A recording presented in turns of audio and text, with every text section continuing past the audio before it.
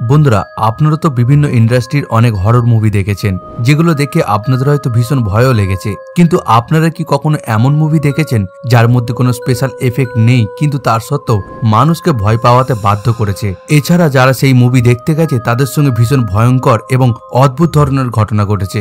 এটা শুনে হয়তো আপনাদের মুভিটার নাম জানতে খুব ইচ্ছা করছে, আর নাম বলা মাত্র আপনারা মুভিটা হয়তো দেখে নেবেন। কিন্তু এই মুভির সম্বন্ধে যে ইতিহাস তৈরি হয়েছে সেটা আপনারা আজকে জানতে চলেছেন। তাই চলুন আর বেশি দেরি না করে শুরু করা যাক। 2005 সালে একটা খুব পপুলার হরর মুভি রিলিজ হয় যার নাম হচ্ছে the exorcism of Emily rose. Horror movie তো প্রতি বছরই হাজার হাজার বানানো হয়, কিন্তু এই মুভিটা একটু আলাদা ছিল। এই মুভির পোস্টারে কি লেখা ছিল একবার দেখুন, based on a true story. হ্যাঁ, এই মুভিটি অ্যানালিসিস মিচেলের জীবনের সত্যি ঘটনার উপরে বানানো হয়েছিল। মিচেলের জন্ম হয় 1952 সালের 21 সেপ্টেম্বর পশ্চিম জার্মানিতে। 16 বছর বয়সে মিচেল একদিন হঠাৎই তার স্কুলে অজ্ঞান হয়ে যায়। তার বন্ধু বান্ধবরা বলে যে যখন সে অজ্ঞান হয়েছিল তখন কিছুক্ষণের জন্য সে নাকি খুবই অদ্ভুত ধরনের আচরণ করছিল। সেই দিন রাতে যখন সে ঘুমোতে যায় তখন সে হঠাৎই মাঝরাতে অনেক জোরে চিৎকার করে ঘুম থেকে জেগে ওঠে। তাকে জিজ্ঞাসা করলে সে বলে যে তার মনে হচ্ছিল কোনো ভারী জিনিস যেন তার উপরে বসেছিল, আর সেই কারণে তার দম বন্ধ হয়ে আসছিল। এই ঘটনার পরে দেখতে দেখতে কয়েক মাস কেটে যায়। মিচেলের সাথে এরকম আর কোনো ঘটনা ঘটে না, কিন্তু এর ঠিক 1 বছর পর আবার ঠিক একই রকম কিছু হয়। এবারে মিচেলের মা বাবার মনে হয় যে এবার তাদের মেয়েকে একটা ভালো ডাক্তার দেখানো উচিত। দা সান খবর কাগজে বলা হয় যে যখন তারা মিচেলকে ডাক্তারের কাছে নিয়ে যায় তখন না ডাক্তার আর না কোনো নিউরোলজিস্ট কেউই ধরতে পারে না যে আসলে মিচেলের কি হয়েছে। এর ঠিক 1 বছর পর 1970 সালে মিচেলের শরীরে যক্কা ধরা পড়ে, যার কারণে তাকে হাসপাতালে অ্যাডমিট করানো হয়। হাসপাতালে থাকাকালীন মিচেল প্রায় বলতে থাকে যে সে নানান রকমের কালার দেখতে পাচ্ছে এবং অনেক অদ্ভুত ধরনের আওয়াজ শুনতে পাচ্ছে। ডাক্তার বলেন যে তার টেম্পোরাল লোব এপিলেপসি আছে, যার কারণে তার এমন হচ্ছে। এমনিতে তো এটা তেমন কোনো রেয়ার অসুখ নয়, সারা দুনিয়াতে প্রায় 50 মিলিয়ন মানুষের মধ্যে এই রোগ দেখা যায়। কিন্তু মিচেলের কেসটা ছিল অন্যদের থেকে পুরোপুরি আলাদা। কয়েকদিন পর থেকে তার হ্যালুসিনেশন হতে শুরু করে। সে এমন কিছু দেখতে পেত যা আর অন্য কেউ দেখতে পেত না। অনেক অদ্ভুত অদ্ভুত আওয়াজ শুনতে পেত। তার এরকম মনে হতো কেউ যেন তার মধ্যে ঢুকে আছে আর সারাক্ষণ তার কানের মধ্যে কিছু না কিছু বলে চলেছে। এই সবের কারণে সে ডিপ্রেশনে চলে যায়। খ্রিস্টানরা প্রার্থনা করার সময় হাঁটু মুড়ে প্রার্থনা পড়তো। দ্য টেলিগ্রাফের রিপোর্ট অনুযায়ী মিচেল সারাদিন প্রায় 500 থেকে 600 বার এইভাবে বসতো। এমনকি একটানা এতবার এইভাবে বসার কারণে তার হাঁটুর লিগামেন্ট পর্যন্ত ড্যামেজ হয়ে যায়। একদিন তো সে একটা টেবিলের নিচে গিয়ে লুকিয়ে পড়ে আর একটানা 2 দিন সেখানে থাকে এবং সারাদিন কুকুরের মতন আচরণ করতে থাকে, কুকুরের মতন আওয়াজ বের করতে থাকে। হাতের কাছে যা পেত তাই খেতে শুরু করে দেয় সে, এমনকি মাকড়সা, কয়লা, একদিন তো একটা জ্যান্ত পাখি পর্যন্ত ধরে খেয়ে ফেলে মিচেল। তার মা বাবা নিজেদের মেয়ের এরকম অবস্থা থেকে আর থাকতে না পেরে শেষমেশ একজন বিশপের কাছে যায় এবং তাকে মিচেলের উপর এক্সরসিজম করতে বলে। এক্সরসিজমের মানে হলো কোনো মানুষের দেহ থেকে কোনো শয়তানের আত্মাকে বের করা। এরকমটা বলা হয়ে থাকে যে মিচেলের শরীরে প্রায় 6টা আত্মা ঢুকেছিল। Adolf Hitler, Roman emperor Nero, Judas Iscariot, কেন, লুসিফার এবং ভ্যালেন্টাইন ফ্লেশম্যানের আত্মা তার শরীরে বাসা বেঁধেছিল।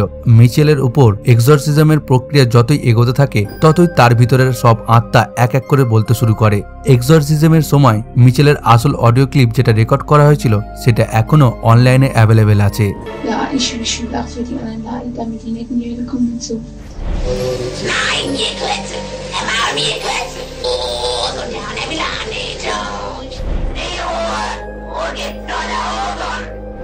Sie müssen in eigenen Seminaren ausgebildet werden, die dürfen nicht aufhören. Ich hab ein Bruder geschlagen. Die Trübe weißt du variieren. Ich verdammt. মিচেলের এই কেসটি সারা বিশ্বে সব থেকে আজব এবং ভয়ঙ্কর একটা ঘটনা, কিন্তু এটাই একমাত্র এমন কেস নয়। 10 বছর আগে একজন ব্যক্তিকে তার হোটেল রুমে অজ্ঞান অবস্থায় পাওয়া যায়। তাকে যখন হসপিটালে নিয়ে যাওয়া হয় এবং তার যখন জ্ঞান আসে তখন সে হঠাৎই সুইডিশ ভাষা বলতে শুরু করে। তার আইডি কার্ড দেখে জানা যায় যে তার নাম হলো থমাস বোটরাইট, কিন্তু তাকে যখন তার নাম জিজ্ঞাসা করা হয় তখন সে বলে তার নাম জোয়ান এক। এইসব ঘটনার পিছনে বিজ্ঞানকে একটু ব্যাখ্যা করা যাক। আসলে কোনো মানুষের শরীরে এই ভূতে ভর করা এই ব্যাপারটা যদি সায়েন্টিফিক কোনো কারণ বার করা হয় তাহলে এর মূলে রয়েছে মাল্টিপল পার্সোনালিটি ডিসঅর্ডার। এই ব্যাপারটি আপনি বহু ফিল্মে দেখে থাকবেন, কিন্তু এখন এই রোগটি এই নামে ডাকা হয় না, এটা নতুন নাম দেওয়া হয়েছে ডিসোসিয়েটিভ আইডেন্টিটি ডিসঅর্ডার। এই ডিসোসিয়েটিভ আইডেন্টিটির অর্থ হলো মানুষ মনে করে যে তার মধ্যে আরো অন্য বহু রকমের পার্সোনালিটির মানুষ রয়েছে। মানে আপনি একটি ব্যক্তি, কিন্তু আবার আপনারই মনে হবে যে আপনার মধ্যে রয়েছে অন্য একটি ব্যক্তি যার স্বভাব চরিত্র আপনার অরিজিনাল ব্যক্তিত্ব থেকে পুরোপুরি আলাদা। অর্থাৎ কোনো মানুষ ধরুন খুবই বোকা, কিন্তু তার মনে হতে পারে যে সে খুবই একজন চালাক ব্যক্তি। সাইকোলজির ভাষাতে একে বলা হয় ডানিং ক্রুগার এফেক্ট। এই এফেক্ট তখন দেখা যায় যখন কোনো ব্যক্তি নিজের গুণাবলী নিয়ে অতিরিক্ত ভাবনা চিন্তা করে, যখন তার কাছে নিজের জ্ঞান এবং ক্ষমতার কমতি হয়। কিন্তু এমনটা নয় যে এই ডিসঅর্ডার কেবলমাত্র সেই ব্যক্তির মধ্যেই দেখা যাবে যে খুব বোকা। এমনও হতে পারে যে কোনো ব্যক্তির মনে হয় যে সে মন থেকে অনেক সাফ, কিন্তু আসলে এমনটা নয়। এবং এই ক্ষেত্রেও সেই ব্যক্তির এই প্রকার ডিসঅর্ডার রয়েছে। তো এই ক্ষেত্রে ব্যাপারটা এরকম হয় যে 1. আপনি যেমনটা আসলে রয়েছেন, 2. আপনি যেটা মনে করেন নিজের ব্যাপারে, এবং 3. সেই ব্যক্তি যেটা আপনি হতে চান। আসল ধাঁচটি হলো এটাই। এবার এই জিনিসটা প্রত্যেক ব্যক্তির মধ্যে আলাদা আলাদা ভাবে দেখা যেতে পারে। সেটা নির্ভর করে আপনি কোন পরিবেশের মধ্যে বড় হয়ে উঠছেন এবং আপনার মেন্টালিটিটা কেমন ভাবে তৈরি হয়েছে। প্রত্যেক ব্যক্তির ক্ষেত্রে তার আইডিয়াল সেলফ আলাদা আলাদা ব্যক্তি হতে পারে। এবার কোনো ব্যক্তির 2 বা 3 নম্বর পয়েন্টের মধ্যে অনেক বেশি ব্যবধান থাকে, তাহলে তার মধ্যে কনফিডেন্স অনেক কমে যাবে। তেমনি কোনো ব্যক্তি যদি এই 2 এবং 3 নম্বর পয়েন্টের মধ্যে পার্থক্য খুব কম থাকে, তাহলে অটোমেটিক্যালি তার কনফিডেন্স অনেক চরমে থাকবে। এখানে মেইন কথা এটাই যে কোনো ব্যক্তি নিজেকে কতটা পছন্দ বা অপছন্দ করে। সাইকোলজিস্ট কার্ল রজার্স বলেন, সেলফ ইমেজ, আইডল ইমেজ এবং সেলফ এস্টিম, এই তিনটেকে নিয়ে আমাদের সেলফ কনসেপ্ট তৈরি হয়। এবং এই তিনটে মেইন পয়েন্ট নানান জিনিসের উপর নির্ভর করে। আমাদের আচার আচরণ কেমন, আমাদের অভ্যাস কিরকম, আমাদের আশেপাশের সোসাইটি কেমন, কোন কোন জিনিসকে আমরা পছন্দ করি বা কোন কোন জিনিসকে আমরা অপছন্দ করি, আমাদের রিগ্রেটস কি কি, কোন কোন জিনিসে আমরা ভয় পাই, এই সমস্ত কিছু। এমনও হতে পারে যে বাইরে থেকে কোনো মানুষকে দেখে মনে হবে যে সে খুব খুশি, কিন্তু ভিতর থেকে সে খুবই কষ্টে রয়েছে। আবার এমনটা হতে পারে যে ব্যক্তি বাইরে থেকে অনেক ধার্মিক, কিন্তু ভিতরে ভিতরে সে উপরওয়ালাকে বিশ্বাসই করে না। হতে পারে কোনো ব্যক্তি বাইরে থেকে অনেক হাম্বেল এবং রেসপেক্টফুল, কিন্তু ভিতরে ভিতরে সে তার বসকে নিয়ে কিংবা তার পরিবারের কোনো সদস্যকে নিয়ে তার মনের ভেতরে প্রচুর রাগ রয়েছে। বায়োলজিক্যালি এটাও হতে পারে যে কারো দেহ পুরুষের, কিন্তু ভেতরে ভেতরে তার মনে হয় যে সে একজন মহিলা। আবার এর উল্টোটাও হতে পারে। আসলে মোদ্দা কথা হলো আমাদের মস্তিষ্ক মাঝে মাঝে আমাদের রিয়েলিটিটাকে মেনে নিতে পারে না। অনেক সময় এমনটা হয়তো আমাদের আলাদা আলাদা পরিচয় আলাদা আলাদা পার্সোনালিটিতে বিচ্ছিন্ন হয়ে যায়। এই আলাদা আলাদা পার্সোনালিটি গুলিকে অল্টার্স বলা হয়। একটি ব্যক্তি 2টো অল্টার্স হতে পারে, 4টে হতে পারে, 6টা হতে পারে, এমনকি 10-20টাও হতে পারে।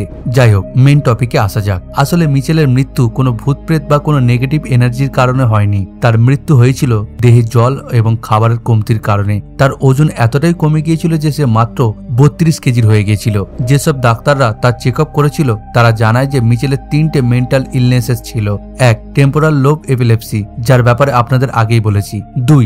এনোরেক্সিয়া নার্ভোসা, এটা এমন এক ধরনের মানসিক রোগ যেটাতে মানুষ নিজের ওজনকে নিয়ে উল্টো পাল্টা চিন্তা ভাবনা করতে থাকে। হেলদি মানুষেরা মনে করে যে তারা দিন দিন মোটা হয়ে যাচ্ছে, কিন্তু আসলে তারা হেলদি থাকে এবং এই কারণে তারা খাবার কমাতে থাকে এবং দেখতে দেখতে তাদের ওজন প্রচুর কমে যায়। এবং লাস্টে যে রোগটা ছিল সেটা হলো হাইপার রিলিজিয়াস পার্সোনালিটি ডিসঅর্ডার। এক্ষেত্রে কোনো ব্যক্তি স্পিরিচুয়াল জিনিসকে নিয়ে খুবই সিরিয়াস হয়ে পড়ে। সবসময় তাদের মাথায় এইসব চিন্তা ভাবনা চলতে থাকে যে তারা কোনো রকম পাপ করছে না তো, এমনকি তারা নানান স্পিরিচুয়াল জিনিস আশেপাশে দেখতেও পায়। মিচেলের এই মানসিক রোগটির কারণ হলো তার মা বাবা অত্যন্ত ধার্মিক প্রকৃতির মানুষ ছিল এবং সে ছোট থেকে তার মা বাবাকে এইভাবেই দেখে আসছে।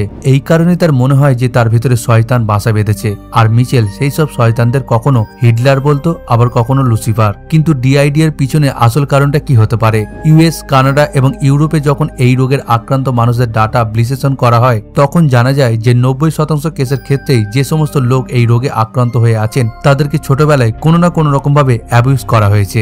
এই অ্যাবিউজ ফিজিক্যালি হতে পারে, মেন্টালিও হতে পারে, কিংবা শারীরিক ইজ্জতও হতে পারে। কিন্তু এই অ্যাবিউজের কারণে সেই ব্যক্তির মস্তিষ্কে ট্রমার সৃষ্টি হয় এবং এই ট্রমার কারণে সেই ব্যক্তির মস্তিষ্ক ডিসোসিয়েট করে যায়। ভিডিও শুরুতে আপনাদের যে বোট রাইড রাইটের কথা বলেছিলাম তার ক্ষেত্রে ঠিক এমন কিছুই হয়েছিল। একজন আমেরিকান ব্যক্তি যে অজ্ঞান হয়ে যাওয়ার পর তার যখন জ্ঞান ফেরে তখন সে হঠাৎ করেই সুইডিশ বলতে থাকে। আপনি কি জানেন এটা কেন হয়েছিল? এর পিছনে খুবই সাধারণ একটা কারণ ছিল। সেই ব্যক্তি তার জীবনে বহুবার সুইডেনে কাটিয়েছিল। সুইডিশ পাবলিক রেকর্ড থেকে জানা যায় যে বোর্ড রাইট 1981 সাল থেকে 2003 সাল পর্যন্ত সুইডেনে ছিল। তার সুইডেনে থাকাকালীন অনেক ফটো দেখা গেছে, কিন্তু সেখানে এত বছর কাটানোর পরে সে জাপানে গিয়ে বিয়ে করে এবং তারপর সে চায়নায় গিয়ে সংসার করতে থাকে এবং পরে গিয়ে তারা ক্যালিফোর্নিয়া শিফট করে। জ্ঞান আসার পর সে তার নিজের সন্তান এবং স্ত্রীকেও চিনতে পারে না। কিছু মানুষ আছে যারা নিজেদের চিন্তাভাবনা ফিলিংসের থেকে পুরোপুরি আলাদা হয়, তারা নিজেকে পুরোপুরি একজন আউটসাইডারের মতো দেখে। এই ধরনের ডিসোসিয়েশনকে ডিপার্সোনালাইজেশন বলে। এইরকমই আরো একটা ডিসোসিয়েশন রয়েছে যাকে বলে ডিরিয়েলাইজেশন, যেখানে মানুষদের মনে হয় যে তার আশেপাশে লোকেরা আনরিয়েল, সবকিছু স্বপ্নের মতো মনে হয়। তো বন্ধুরা, আমাদের আজকের এপিসোড এখান পর্যন্তই। এই তথ্যপূর্ণ ভিডিওটিকে লাইক দিয়ে সকলের সাথে শেয়ার করে দেবেন, আর এই বিষয়ে আপনাদের কি মূল্যবান মতামত রয়েছে নিচের কমেন্ট বক্সে অবশ্যই জানিয়ে দেবেন। তবে আপনাদের মধ্যে যদি কেউ নতুন দর্শক হয়ে থাকেন তাহলে অবশ্যই সাবস্ক্রাইব করে আমাদের পাশে থাকবেন। সর্বশেষে থ্যাঙ্কস ফর ওয়াচিং।